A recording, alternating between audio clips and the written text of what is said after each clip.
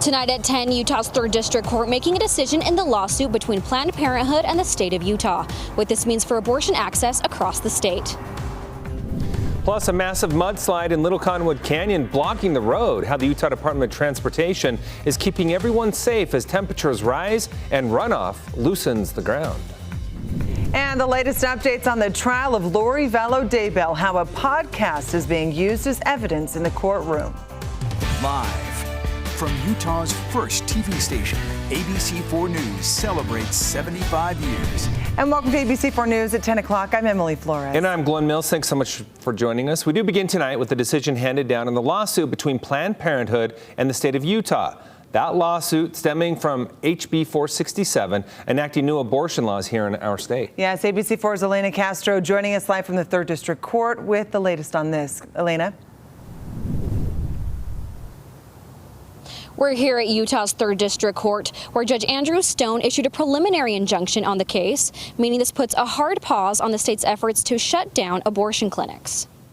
Planned Parenthood was prepared to make phone calls to patients tomorrow, stating that they could no longer issue abortion services due to this new state law. That will no longer be happening, and they will be able to continue to practice until further notice. As long as Planned Parenthood is able to offer abortion in our clinics, it's much, much safer to have a pregnancy here in Utah. It's been a very unsettling time, and this preliminary injunction goes a long way to helping women in Utah feel very relieved. President of Pro-Life Utah, Mary Taylor, said she is disappointed but not surprised. Pro-Life Utah offers financial and emotional support, guidance, and community resources for those looking for other options. I firmly believe that the reason that abortion became so firmly ingrained in our society is we haven't had that help historically. And so that is our mission, is to offer women, whether abortion is legal or not legal, offer women resources to be able to choose life for their babies. This preliminary injunction will remain in place as the case works its way through the court system. The Utah Supreme Court is also considering what to do with the trigger law, which would outright ban abortion in our state. Judge Stone also put that law on hold. Abortion advocates will be holding a rally tomorrow at the City County building. Reporting live in Salt Lake City, Elena Castro, ABC4 News. All right, thank you, Elena. Turning now to a first look at the weather forecast and another day of above average temperatures. Yes, but that's not the story for the whole week, right, Elena? Right. Changes are on the way, but we saw that warmth yet again as Salt Lake hit the 80s. This is how we started today with a mix of sun and clouds. Gorgeous shot. Scott Taylor catching this one, the Capitol, showing off with those cherry blossoms. We know the winds have been whipping and throwing some of those flowers. They were peaking throughout the week. High temperatures made it to 81. Usually this time of year, 67 is that high. 82 in St. George, 70s on the eastern side of the state, mid-70s up in Cache Valley. That's a warm day.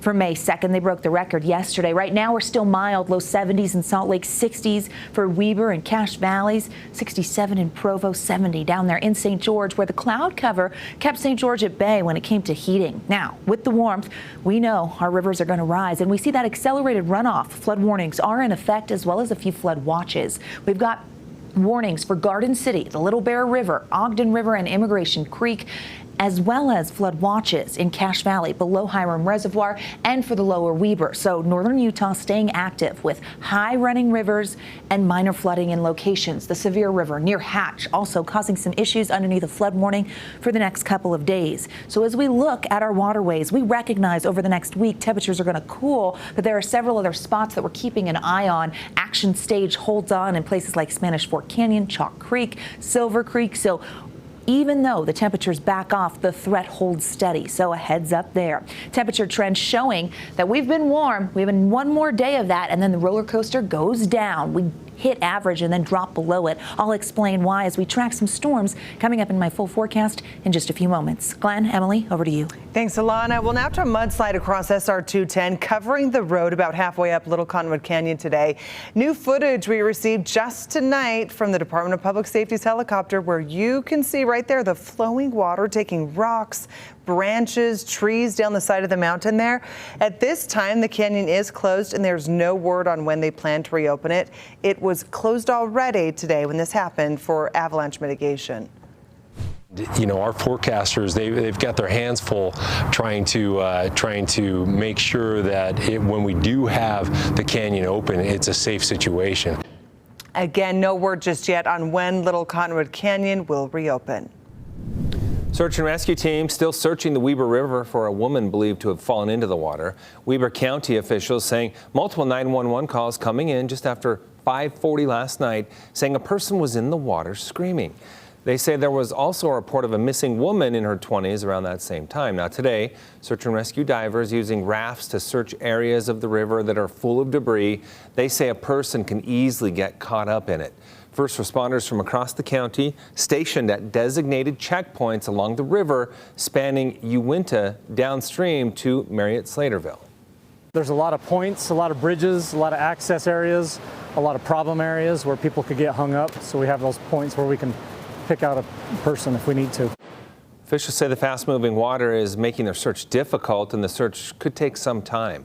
We'll keep you updated on the latest from search crews. And new evidence in the Lori Vallow Daybell murder trial. The judge allowing the defense to play a podcast recorded by the Idaho mother accused of murdering her 2 children and conspiring to kill her husband's late wife. According to East Idaho News, the podcast recording has audio from Lori and several others, including witnesses in the case. The defense says it lays a foundation for who these people are, while the prosecution argues it should not have been admitted due to an unknown recording date and possible hearsay evidence. Jurors heard Daybell on the recording saying she's been instructed to meet like-minded people. Well, I need to get you with some like-minded people. I said, the Lord sent me because I'm supposed to find these women that he sends me to, or sends them to me. And he said, he sent me to Melanie. All right, well, Lori was introduced to her former best friend, Melanie Gibb, who she was referring to around this time. The podcast includes Lori saying the Lord is building his army and is calling people to do certain missions he needs done right now. In an update tonight, Salt Lake City police identifying the suspect they believe shot 2 people at a park near the Glendale Golf Course in Salt Lake City yesterday. 32-year-old Stephen Matthews Macias accused of shooting a 65-year-old man sitting in his truck and then shooting into a crowd of people on the park's soccer field. Police saying they found Macias in Juab County. He is now booked into the Salt Lake County Jail. And now to an update on a tragic helicopter crash last week. A soldier from North Logan among 3 killed after 2 U.S. helicopters crashed mid-flight on their way back to base from a training mission.